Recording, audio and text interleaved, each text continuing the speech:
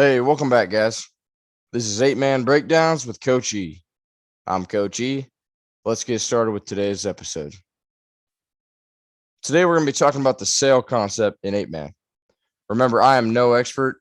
I'm just sharing my personal ideas and experiences. So today's topic is the sail concept in 8-Man. What we're going to do here is go through a couple basic route combos of the sail concept and look at a few ways that you can run sail from a couple formations here in 8-Man, specifically a spread and a tight look. All right, so we'll start with the spread look, and I'll also throw in a couple extra tags, routes that you could tag on to your sail concept. All right, so let's get into it here. We'll start with the spread look. Let me put the defense out here on Huddle Playbook.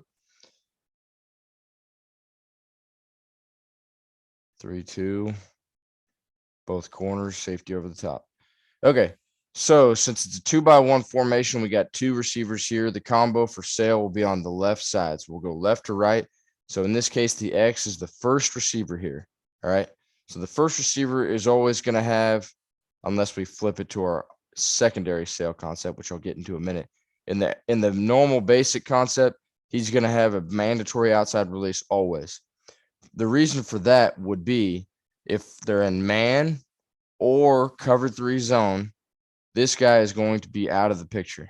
All right. He's going to be following his receiver running that mandatory outside releasing fade down the sideline. All right. Now our second receiver is going to run the sail concept, the 10 to 15 yard speed out. All right. So in this case, he's going to go about 6 to 7 yards and keep his speed up as he begins to round it off, angling towards the sideline. All right, and it'd probably be a little bit deeper. So let's see. Let me count this. There's 2 plus 5, 6. So that's about 8 yards, and then we add the 4. So he's probably about 12. So anywhere between 10 to 15 yards is usually where we try to tell him to go to. In this case, it's only about 12, but he's 2 off the ball, so finishing 10 yards down the field almost. Okay, so there's our second receiver. Our third receiver honestly can vary. So this is where we would start to tag stuff. So he could run a dig on the backside. So it'd be an easy progression, 1, 2 to 3, keeping our quarterback's eyes on the left side. Or he could run a curl here, and hitch up right here where the corner's at to start. Now, if the corner's playing this far off and it's man to man and they don't drop their linebacker out, if they read pass, whatever, we might take this pre-snap and just take 5 to 6 yards on the curl all day. We'll see. But that's another tag you could do. Another thing you could do is just tag your running back to run a flat. If you think your O-line is good enough to pass protect these guys, you could send out the back as well. And then also you can tag other stuff here, such as a Y cross here. So let's say we got Y cross on the backside. So he's just basically doing like that, like yay. So I mean, and I'll show you that also here in the type formation next. But there you go, just several different things you can do from the first route combo of sail. All right, now let me show you the second combo. So the second way we run sail is we'll start with the outside guy again as the first receiver. In this case, he's going to run a 10 to 15 yard shake route. All right, so he's going to come inside first and then head back out on the sail. Now the F is going to be the guy taking his mandatory outside release, the X's, by running a wheel. All right, so there would be the second way we run sail, just to change it up on the defense. Especially this would be more difficult if they run man. All right, because he's going to come down. Now he's going to, if he potentially turns his hips to stop the slant and he breaks it back out, he could be wide open. And if the safety's manned on here, he's going to be deep and out of the play. So the sail would once again potentially be open.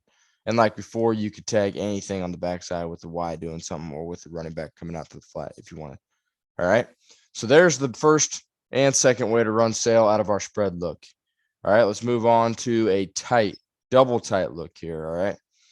So let me put the defense out there one more time. Remaining in a 3-2 defense here. Safety over the top. Okay. So now, since we have two receivers here at the line of scrimmage on the right side, we're going to go right to left. So our first receiver, once again, has that mandatory outside release. And obviously you can do whatever you want. It wouldn't have to be mandatory outside release. It could just be a go route and get down the field, get that guy out of the way, however, whatever you want to do. But that's the way we teach it. All right. And then here's our second guy. Now the Y has his 10 to 15 yard speed out for the sail. And actually, hold on a second. That would be the X, not the Y. But anyways, so there you go. And then once again, the third receiver, you could tag him to do whatever you want there. So you could run a dig, he could run a curl, he could run the Y cross again, like I was saying earlier.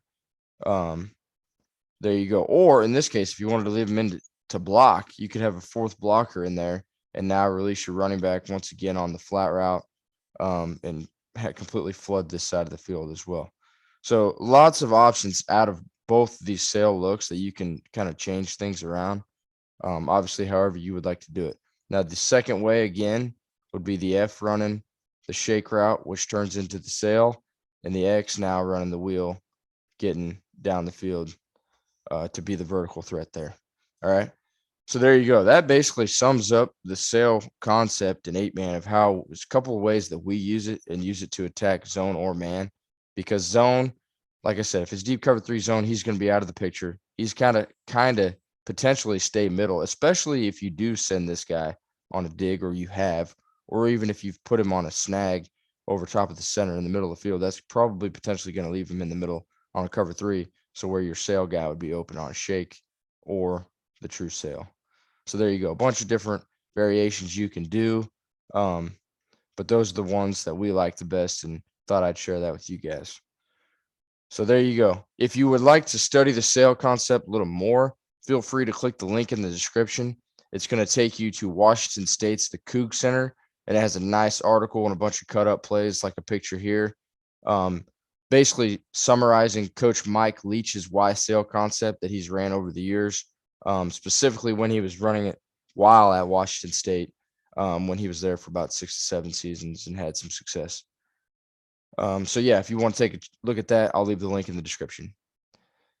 Like always, if you guys have any questions for me, feel free to comment those on this video. And a reminder, again, I am no expert.